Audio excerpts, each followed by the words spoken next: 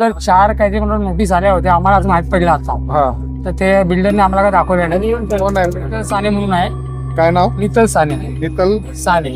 साने. आणि जमीन मालक आहे हे रवींद्र भोईर म्हणून आहे. त्याचा बांगला इथे आहे.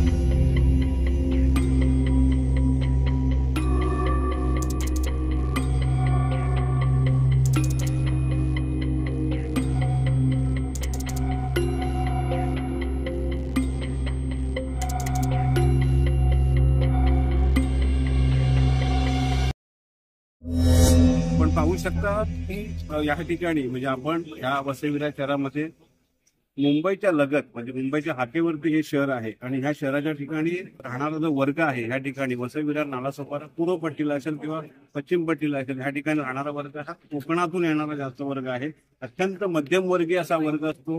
कुठेतरी नोकऱ्या करणारे लोक असतात आणि त्या ठिकाणी त्याचा उदाहरण कुटुंबाचा करत असतात. मिळणाऱ्या पगारामध्ये घर खर्च चालवायचा असतो आणि त्यातूनच त्यांचे पुंजी जमा करून एखादा रूम घेण्याचा त्यांचा उद्देश असतो आणि अशा उद्देशाने या ठिकाणी अनेक कोकणातली माणसं या ठिकाणी पूर्ण कोकणवासीने पूर्ण भरलेले हे वसई विरार शहर आहे. आणि अशा ठिकाणी या कोकणातून येणाऱ्या माणसांवरती अत्यंत धोका म्हणजे जे संकट आहे आणि अल्प म्हणजे कमी किमतीमध्ये रूम मिळणार, पण रूम घेत असताना ती अधिकृत इमारत आहे की अनधिकृत आहे त्याचं कुठल्याही प्रकारचं भान ठेवलं जात नाही. फक्त रूम विक्री करणारा जो व्यावसायिक असतो स्वतःच्या फायद्यासाठी त्या लोकांना बळी. माझं तुकाराम गोविंद शिंदे. या इमारतीमध्ये किती वर्ष राहताय? गेली 13 वर्ष राहते. तुम्ही भाड्याने होता का कसं? मी पहिल्यापासूनच रूम विकत घेतली होती. किती रुपयांना तुम्ही ही रूम विकत घेतलेली होती? 4 लाखाला घेतली होती. 4 लाखाला होती. आता तुम्हाला ही इमारत 10 वर्षांपेक्षा जास्त काळ झालाय, तर ती इमारत धोकादायक आहे हे माहिती होतं? नव्हतं. ते याच्या अगोदर 4 काहीतरी म्हणून नोटीस आल्या होत्या, आम्हाला आज माहित पडलं आता. तर ते बिल्डरने आम्हाला काय दाखवलं नाही. कोण आहे? बिल्डर नितल साने म्हणून आहे. काय नाव? नितल साने. नितल साने. साने. आणि जमीन मालक आहे हे रवींद्र भोईर म्हणून आहे. त्याचा बांगला इथे आहे. अच्छा. धोकादायक इमारतींना नोटीस आलेल्या होत्या, तर तुम्हाला बिल्डरने त्याची कल्पना दिलेली नाही? पूर्व सूचना आम्हाला दिली नव्हती. कल्पना दिली नव्हती. तुम्हाला तरी किंबहुना माहिती होतं का? पालिका कधी तुमच्यापर्यंत आलेली का? तुम्हाला लोकांना काही नोटीस? पालिका 5 वर्षापूर्वी आली होती, ऑडिट करून गेली होती मी असं ऐकलं. तर त्यांनी ग्रीन सिग्नल दिला होता. मग त्याच्यानंतर ना 5 वर्षापूर्वी एकदा थोडस हे करून दिलं. काय रिपेअरिंग करून दिलं. कोणी दिलेलं? बिल्डरनी. अच्छा. थोडस करून दिलं फक्त बाहेरून आतून नाही दिलं. बाहेरून फक्त सिमेंट. बाकी काय. तुमच्या सोबत किती लोक राहत होते तिथे? आमच्या सोबत आहे ना 28 आहेत फक्त रूम्स आहेत. रूम 55 काहीतरी आहेत. 28 घर मालक आहेत, रूमचे मालक आहेत. त्यांनी बाकीच्या भाडोत्री होते. बाकी भाडेकरी आहेत. तो किती रुपये भाडं घेत होता किंवा एवढं त्यांचं हे माहित नाही.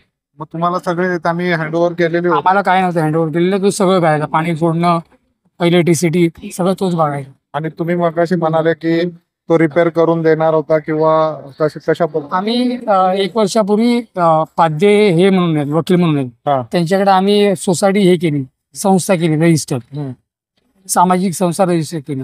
आणि नंतर प्रोसेस चालू होता. पण इथे जे राहणारे होते ना, जे परमनंट जे घर मालक, त्यांनी काय एकत्र नव्हते. ते थोडे आमच्या बाजूने होते, थोडे त्याच्या बाजूने होते. त्यामध्ये काय एकी झाली नाही व्यवस्थित. मग ते रखडलं होतं काम आणि त्यातच हे झाला, हा इन्सिडेंट झाला. आता पालिकेने तुम्हाला काय सांगितलंय? तुम्हाला मी दिलंय का कसं शिफ्ट केलंय? आता मी सध्या मित्राच्या इथं खाली रूम आहे, तो पण ह्याच्याच वरती 4 माळ्यावरती आहे. त्याचा इथं रूम आहे. त्याचं सामान सध्या तिथे ठेवलेलं आहे. अच्छा. एकूण किती म्हणजे 100-200 असे किती फॅमिली? 55 रूम्स होते. त्यामध्ये 27 हे होते.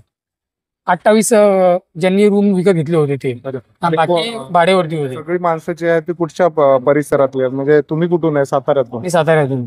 आणि बाकी कोण? बाकीचे कोकण साईडचे, कोण सातारा साईडचे. अच्छा. आणि जास्त करून मराठीच लोक आहेत. अच्छा.